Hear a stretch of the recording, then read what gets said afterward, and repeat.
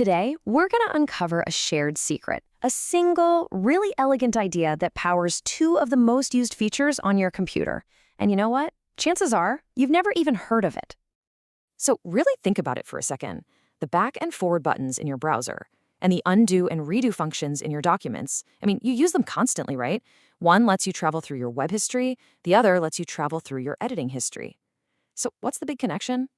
Well, it turns out they are both built on the exact same, surprisingly simple piece of computer science. And to really get our heads around this, we don't need to look at a single line of code. Nope. All we need is a simple analogy, using a deck of cards. Okay, so just picture this. You lay out a bunch of cards in a straight line on a table. That line of cards, that's your history. Each one of those cards represents a web page you visited, or maybe a version of a document you're working on. And to know where you are right now in that history, just imagine your finger is pointing to the current card. That's you. So, what happens when you click your browser's back button? It's literally this simple. You just slide your finger one card to the left. And clicking forward? You guessed it. You just slide your finger one card back to the right. Super easy, totally intuitive. Okay, but here's the million-dollar question. This is the one that reveals the whole trick. Let's say you move your finger a few cards back, right? So you're looking at an older web page. Now, from that spot, what happens when you click a link to a totally new page? This is the key moment. You place a brand new card down, right next to the one your finger is on. And then, poof, you sweep away all the cards that were to its right. That future history is just gone. And that is exactly why your browser's forward button suddenly becomes grayed out. You've just started a whole new timeline. Now, this card analogy isn't just a neat little trick. It's a perfect visual for a really fundamental data structure in computer science. So let's go ahead and give our card trick its proper name. It's called a doubly linked list. Just think of it as a chain of items. We call them nodes. Each node holds a piece of data, like a URL. But, and this is the important part, each node also holds two pointers. You can think of these as digital addresses. One points to the next item in the chain, and the other one points back to the previous one. This diagram really breaks it down perfectly. The node, that's just our card holding its data. The next pointer, that's the arrow connecting to the card on the right. And the prev pointer connects back to the card on the left. It's this two-way connection, this doubly linked nature that gives it all its power. So adding a new page or a new action involves this little dance of pointer rewiring. First, you create the new node. Then you connect its prev and next pointers to the nodes around it. But, and this is the part people always forget, you have to tell the neighboring nodes to update their pointers to link back to the new one. If you miss that last step, the whole chain breaks. So why bother with all these pointers and rewiring? It sounds kind of complicated, right? Well, it all comes down to one thing. Speed. We're talking unbelievable, almost magical speed. And it's all captured by one simple term.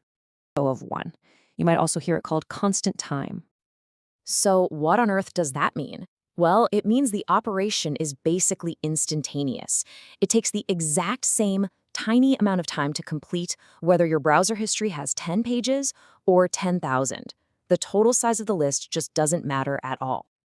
And here is where you see the huge payoff. For our doubly linked list, inserting a new item is O of 1. It's instant. We just shuffle a few pointers around and boom, we're done. But if you tried to do this with a more basic list, called an array, you'd have to physically shift every single element after the new one just to make space. That's an O of n operation, and it means things get slower and slower and slower as your history grows. So here's the crucial point. And seriously, this is a huge tip if you're ever in a technical interview.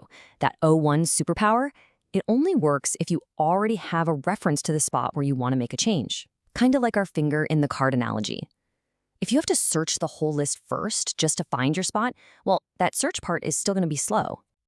Okay, so you might be thinking, if this thing is so fast, why isn't it used for absolutely everything? Great question.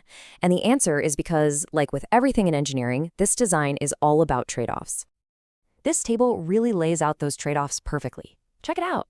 An array is amazing if you want to jump directly to a specific position. We call that access by position.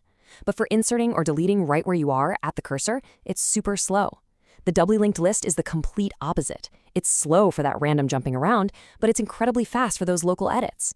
You're basically trading memory and random access speed for lightning-fast local changes. So let's bring it all home. This stuff matters because a doubly linked list is the perfect way to model a cursor that moves back and forth. It's built for speed right where you are, and it is the simple, elegant reason that starting a new path in your history logically wipes out the old future. And this powerful idea isn't just for your browser history. It's the engine inside memory management systems called LRU caches. It's used in special types of queues, and it powers many of the complex text editors that we use every single day. It's everywhere once you know what to look for. So the next time you hit undo or click that back button, you'll know the secret. It's just a simple chain of nodes, each one connected to its past and its future. It's a really beautiful solution hiding in plain sight. So now that you understand its power, what else could you build with a chain of instant connections?